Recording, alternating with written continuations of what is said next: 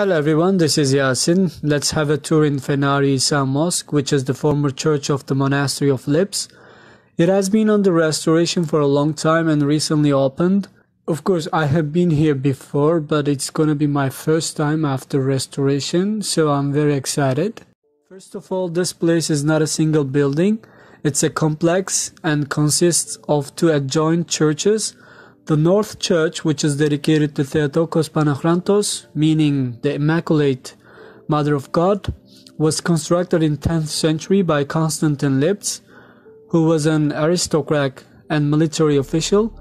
The South Church, which is dedicated to St. John the Forerunner, is a later addition by the Empress Theodora in 13th century.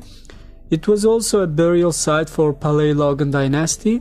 This place became a very important religious site in the late period of Eastern Roman Empire because it was used during the feast of the Nativity of Mary by the imperial family and their court. It was turned into a mosque at the end of 15th century by Alaaddin Ali Efendi, who was a Kazasker, meaning judge of the army, and a member of Fenarizade family. That's why it is called Fenari İsa Mosque today. It was in very good condition until the Great Fire of 1918.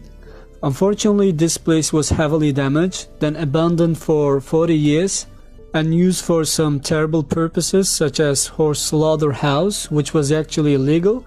It was finally restored and opened to prayers in 1960. Unfortunately, a beautiful mihrab showing the direction of the mosque was completely destroyed during the restoration of 1960. Its minaret was also torn down in 1942 and rebuilt in 1970s.